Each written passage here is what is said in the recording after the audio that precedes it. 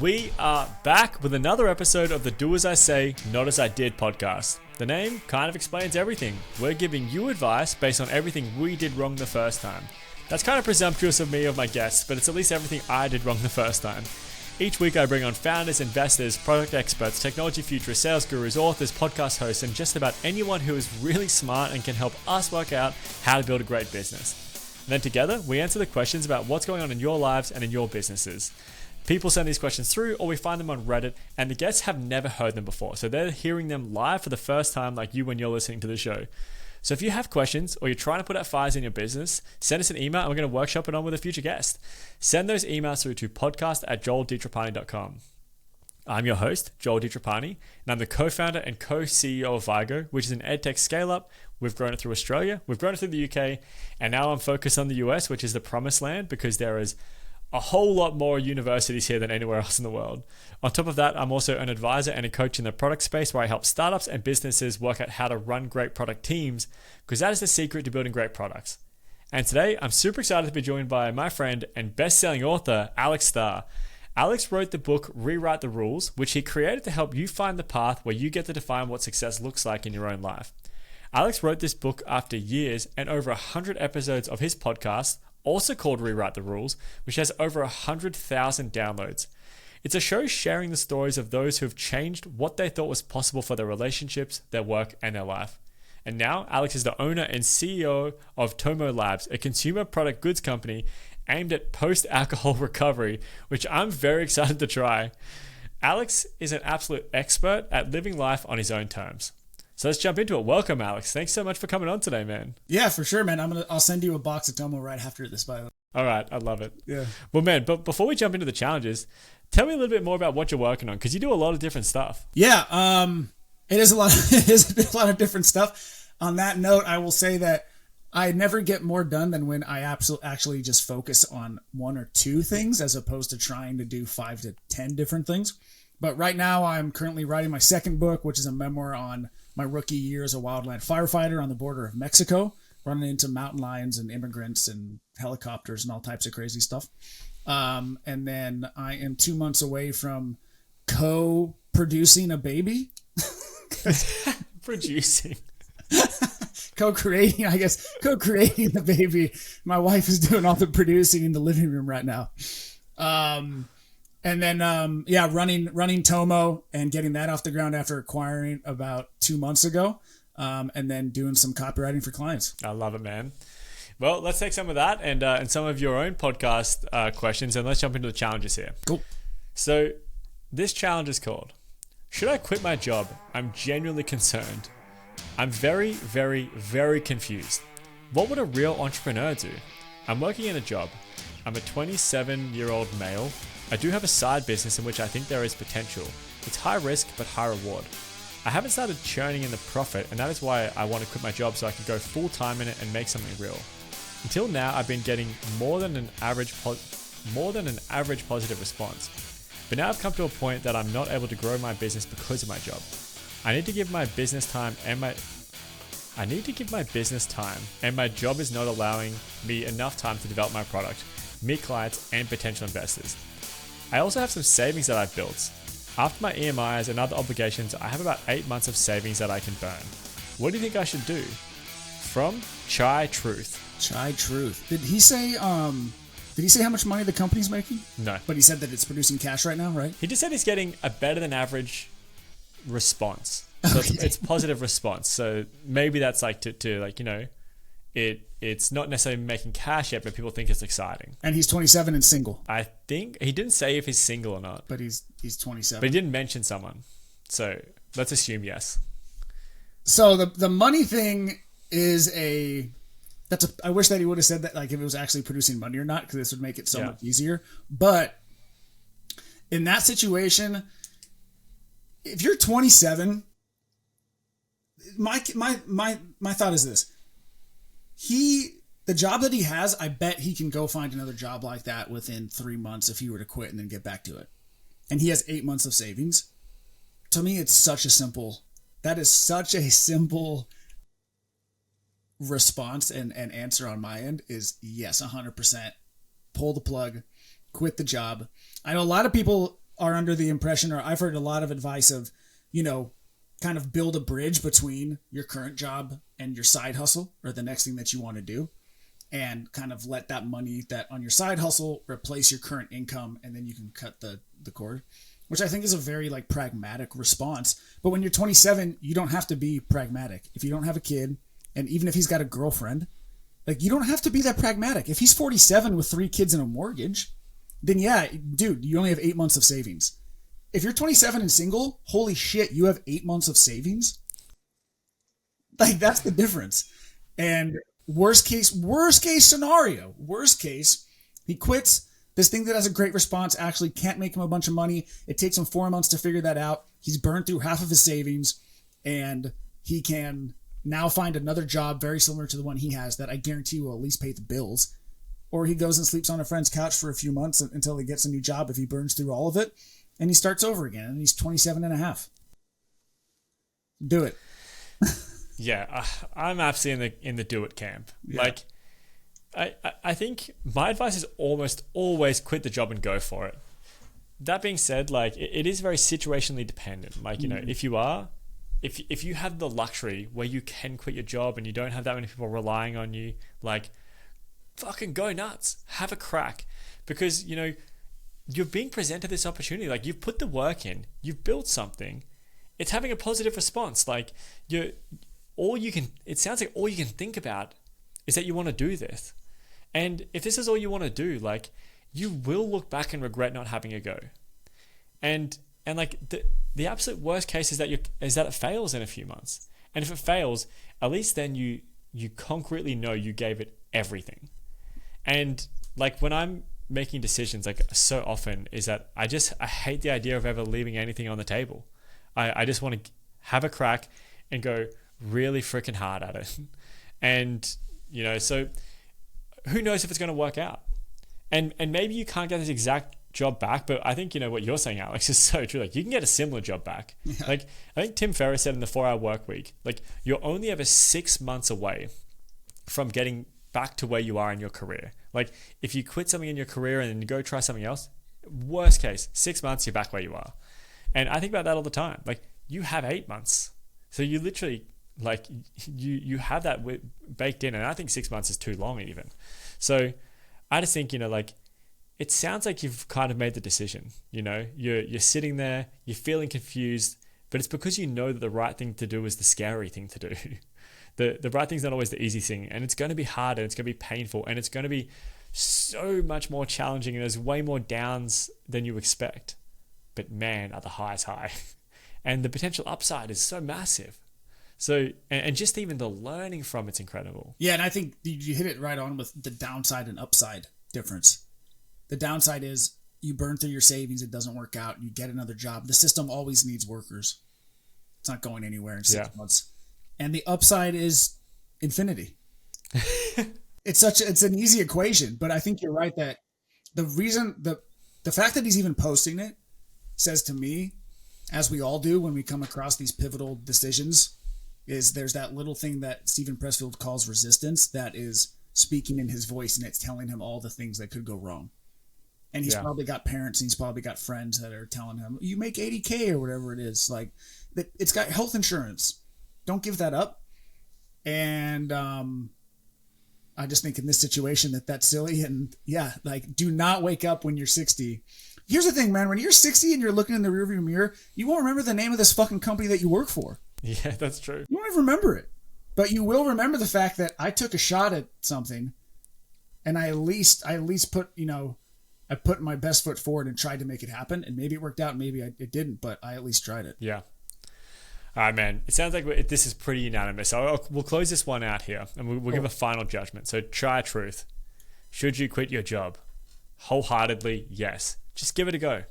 The downside is that you learn a shitload, and you burn through your savings. And the upside is, as Alex said, it's infinity. Maybe you become a billionaire. That would be pretty cool. So just have a go, have a crack, and give it everything you got, and just go really fucking hard for the 8 months. All right. Well, we'll close that one out. Try truth. You have been advised, and we'll move on to our next challenge. This challenge is called I Dream of Becoming My Own Boss, but how? I'm interested in starting my own business, but I don't have any specific ideas or skills to utilize. I'm hoping to get some advice on where to start and how to generate ideas. I'm open to anything, but I'm particularly interested in businesses that are low cost to start and can be run part-time. I'm also willing to learn new skills if necessary. Any advice or tips would be greatly appreciated. From Hades 363636. 363636. Boy, I feel like this is like one of those most common questions that people ask as they're starting the journey. I would imagine that Hades 3636 is maybe 24, if I were to guess. I would put my money on it. I'm going to guess 36. 36, okay. Just 36, like 10 times over. Yeah, I mean, I think that, the best place, if you're willing to learn new skills, then I think you can pick the skills. We were talking about this, Joel, right before we started this podcast. You said that you like talking to people, and so you naturally went with, I should probably do a podcast because I'm good with people. I like talking to people. I'm curious about the world, asking a lot of questions. So I think like this is a perfect example of it. And if this person is willing and able to learn new skills, then just pick the skill that you're naturally inclined to do. Maybe it's writing, maybe it's sales, maybe it's podcasting, maybe it's operations of some sort. There's tons of different skills. Maybe it's design work, maybe it's editing video. So many people need YouTube editing. So it's like, I guarantee that anybody listening has a proclivity towards a certain skill set that they either know that they would enjoy or that they already do and kind of like, or are at least kind of good at. Like if you just Google top 10 freelance skills that make money and look through that list of 10, and one of them is for sure going to stand out, guaranteed.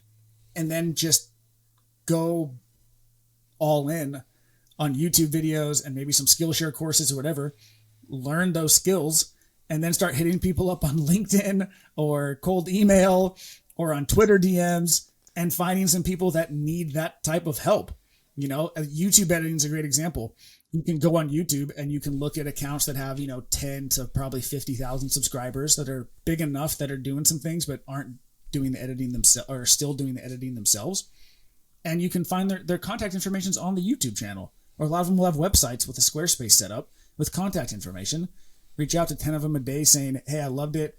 Here's this video you made. I actually edited it for you, a little clip, like 2-minute clip of it. Or actually, here's what you can do. You can cold email them and make it specific. And you can say, hey, I love your channel. It's really cool what you're doing, talking about cars or whatever it is. I edited one of your videos just to improve like the intro a little bit. Let me know and I can send it over to you. And do that with 50 different accounts. You don't have to edit shit at this point. You're just telling them all that you did it. The 10 that respond, then you can go and actually take the time to edit the intro, send it back to them. You'll land a client, tell them you do it for $1,000 a month to edit their videos, and then you go from there. And that's no cost on your side, and it makes you quick cash without any employees or any overhead. That is very great and very tactical advice. I love that. It's not where I would have gone. When someone says, like, I dream of starting a business, I'd never really thought about like starting a services business. And so that's like such a good frame up on it. And I think that advice of look up the top 10 freelance skills and just see what you're interested in. That is a great place to start.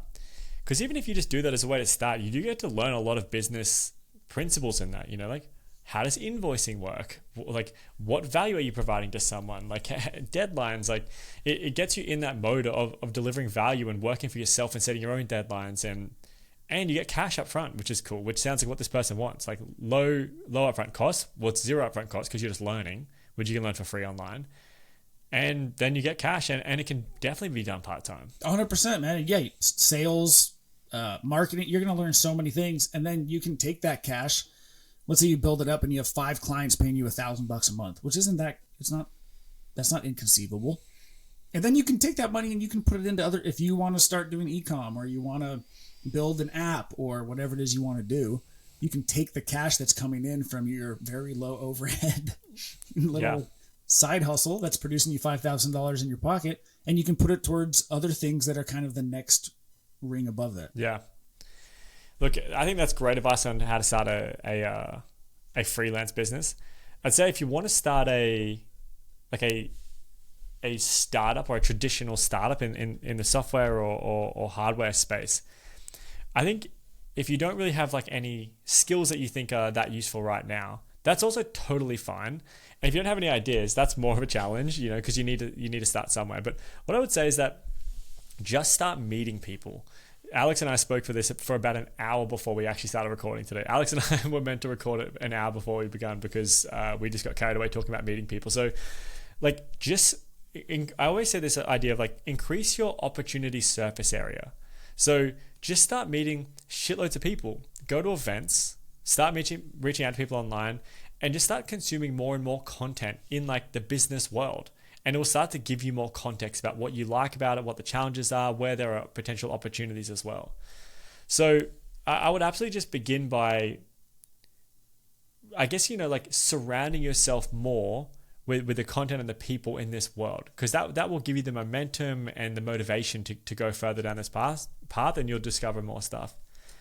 And I'll also say, if you really get stuck for skills, just learn how to develop, like be a developer or a builder, or learn how to use low-code tools. But having the skill set to actually build is super valuable in anything you want to do. Yeah, that's a good point, dude. Yeah. On that note too, surrounding yourself with the right people.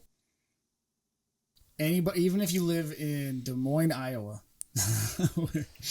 and you're not near a bunch of people doing stuff, you are spending time on Twitter, on Instagram, on Facebook, maybe on TikTok, and you can go through and you can audit your account, and you can unfollow all of those memes accounts, all of those drunk bitches accounts that are hilarious. I think one of them that I follow is called like Drunk Betches or something with an E, and it's like funny videos of like drunk people doing stupid stuff. So clearly I haven't audited my account in a little bit, but go through and like, I think you do your YouTube subscriptions, right? Like you can set up another account, or you can go through the account you have right now and just say, for the next 6 months, I'm going to unfollow all of these meme accounts that are fun, but they're not getting me where I'm trying to go, because you're feeding yourself that information and you're surrounding yourself with the ideas and the people every time you look at your phone. And you might not be able to get out to those networking events, but you're doing the exact same thing subconsciously every time you look at your phone. So go through and start following those business people that you were talking about, Joel, and the people that you're trying to reach out to. Follow like, the classics of, you start with Hormozy, and then it'll probably show you other people on there, in like the guy entrepreneurial space. And just start following. Start with Hormozy, and then comment on his account that he should come onto this podcast. Yeah, there you go, dude. Yeah, dude. Do it for Joel. But yeah, just follow the people that that have the lives that you're aspiring to without getting caught up in the gurus that are just trying to sell you shit. And then start to see how your life changes by creating the environment that you want on your phone. Yeah. Doing that audit is such a good idea. My Twitter, or X, is exclusively business people. Yeah, mine too, dude. Like it's 100%. So every time I go on there, it's forcing me down like a certain path, and I'm like, oh, you know what? Why am I wasting time? I should get back to my work, or I learn something new, or I get connected to a new person. So I think the more conscious you are about content is really, really key. Yeah, and I think this person should go on Twitter, honestly, and they should, because Twitter's the easiest to curate, and you can start following just a few people. It'll show you other people, and if some random political shit pops up that you don't want to see, you can just say not interested in this tweet, and it'll start to really filter your feed for you very quickly to just show me entrepreneurial shit, just show me people doing business, just show me interesting people doing cool things, and I don't want to see all the extra crap, and it's really easy to do on Twitter. Yeah. All right, well, let's try and bring this one to a close here. So, look, Hades 363636. Here's the final judgment here. You dream of becoming your own boss, but you don't know where to get started. There's two real paths to think about this to begin with. It's either a services business where you're trading your time for money, or there is like a more startup VC backed kind of idea, which is like there's a product involved. If you're going down the services path, Alex gave you the exact steps you should take. Step 1, look up the top 10 most desired freelance skills right now. Find the one that's of most interest to you, and then learn that skill. And then start reaching out to people who need that skill. So for example, if you want to do YouTube editing or thumbnail creation for YouTube, go to people on YouTube with 10 to 50,000 followers and reach out to them on YouTube and say that you've edited one of the videos for them, and wait till you get responses and then edit the video for them. That is such a good hack, you know? And I might even get Alex on another call to just talk about cold outreach, because Alex and I are both menaces at cold outreach, and we've got a lot of good tactics, but that's a really good one. And then if you want to go down the more, startup path and you're not sure where to start, just really start to think about the information that you're surrounding yourself with. So start hanging out with people and build the right community that are also in this space, because that will motivate you. It'll give you new ideas. It'll give you new perspectives. And then the second thing is just get so freaking intentional about the content you're consuming on your phone and online. Follow the right people, listen to the right podcasts, read the right books. And then ideas will get generated out of that. They'll be able to get you started in the right path. Anything missed there, Alex? No, dude. Great. You summarize. I needed you in college to summarize my class. I'm getting a live transcript into ChatGPT and it's spitting it out for me at the end of our conversations. Perfect. Awesome. All right, Hades, you've been advised, and we'll move on to the next question. So this question, or this challenge, is called I hate talking to customers. Any tips to get over it? I'm an introvert and a perfectionist, and it's impacting my business. I can stand up and give presentations to thousands of people. I can teach classes, and I know I'm supposed to talk to customers, but I hesitate on sending emails. I hesitate on calling them. I just feel like everything I do will bother them. This means I'm always focused on doing the non-customer related stuff. So the feedback loop in my business and my MVPs are always slow or broken.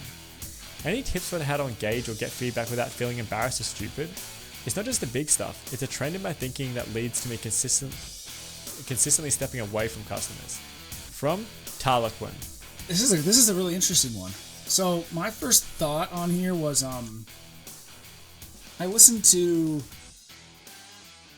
that much Andrew Huberman. If you guys haven't heard of him, he has like the biggest science podcast in the world in the past 2 years. He had this one that talks about introversion and extroversion. And the way he described it was basically how much social interaction you need to feel socially satiated, like socially full from your interactions. Me personally, I need a lot of social interactions to feel quote unquote socially satiated. My wife and other friends need a much lower amount, but everybody's on a spectrum. And so I think that you are doing yourself a disservice by, first of all, saying I am an introvert. I don't even know what the fuck that means. You own a business. You clearly are good at talking to people and inspiring people to take action on a common goal. I would say I am more on the side of the extroversion scale. I think you are too, Joel. Is it that obvious? Just as a guess, yeah. But I would also guess that you enjoy spending time by yourself, reading a book, quiet time, sitting on the patio, going for walks by yourself, right? I like to spend an hour every morning completely by myself with no content. You're very extroverted, right? Yeah. Yeah. So like we contain multitudes, right? And so, first of all, I would challenge this person's assumption that they're an introvert. And you and I both, I bet, could also say that, I know I can, that when I sometimes pick up the phone to call somebody that I don't really want to, whether it's a cold call or even sending a cold email once in a while, there's always sometimes a little bit of resistance associated with that. That's normal to feel those feelings. And to not want to reach out, it's uncomfortable. They might pick up the phone and go, your product or service sucks. Yeah, I don't even like it. Why did you call me? Hey, fuck off. Who are you? Like, you're a scammer. I get it. I would feel the exact same way. And I wouldn't sit here saying I'm an introvert. I would say more or less I'm an extrovert. And I would still feel similar feelings before I pick up a random call and call somebody. So I don't really have any tactical response to this of how to get over it, except for the fact that what you're feeling is normal. I would get away from labeling yourself as an introvert, which is then impeding you from taking the action you want to take, and say, yes, I'm going to feel resistance to calling people, and everyone feels this type of resistance, and I'm going to do it anyway. Yeah. That's really good advice. I think how you identify and label yourself is really important and shapes a lot of your actions. So one thing that I used to do early on is that I actually used to hate public speaking. And that's probably hard for anyone who listens to this podcast to believe, because I obviously love sprouting off my opinions now. But for a long time, early in my business days, I would get really, really nervous about public speaking. And I used to pretend, I would like tell myself like, you love this. Pretend you're like Ben, the name of my co-founder's name is Ben. Like, he loves public speaking. And I was like, just, pretend you're like Ben right now and you love it. And I'd like try and amp myself up like I like it. And like, it just, reduced the anxiety a little bit until I got through it. It turns out, after years, I told my co-founder about this, and he said, dude, I was pretending I was like you because I thought you love public speaking. Like, no shit. Yeah, like, and like, it's just, I think the story you tell yourself is really key. And if you keep telling yourself that, you're shit at this and you hate doing it, like, you will continue to be shit at it and you will continue to hate it.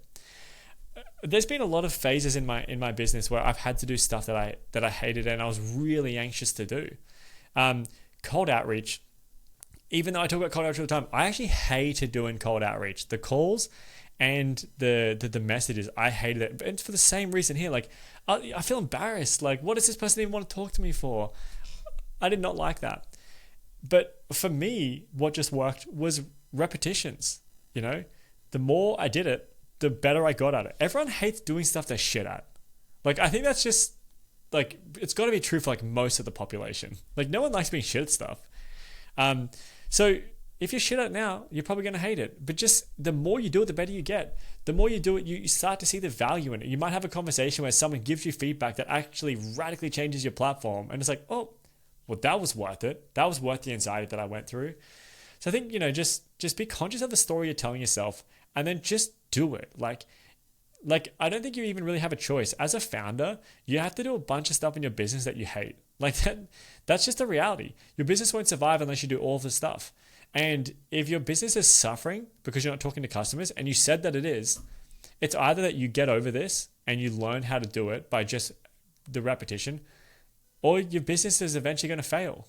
Like, and what do you want? Yeah, dude. And I think one tactical thing on that as well is if you're really struggling to make those calls and you have to do it, something that's worked for me is letting a friend know as like an accountability. Because like you said, no one likes doing the things that they hate. Right. And so to me, this shows that like this person just needs to get those first 20 reps in and then it's going to smooth out. So for 1 week, I think he could just say, I'm going to call 5 to 10 customers a day and text a friend that's not even in your business and say, hey man, I'm really struggling with getting myself to call 5 customers a day. I commit to you, I'm going to call five of them. And if I don't, every day that I don't, I'm going to send you $250. That's sick. Like, it needs to be a really high amount. And I've done this multiple times for projects that I just, like when I finished my first book, it was coming down to the wire. And it was just so much like nitty gritty editing stuff that is just, you don't want to do it. And I would text a friend of mine and say, hey man, I'm struggling with finishing editing this book. If I don't send you the 20 pages that I said I was going to edit by Friday, I'm going to send you $500. And I did that for 6 weeks, and every single week it got done. No matter what was going on in my life, because I'll be damned if I'm going to send my friend $500 fucking dollars because I'm being a little bitch, like not wanting to edit my book.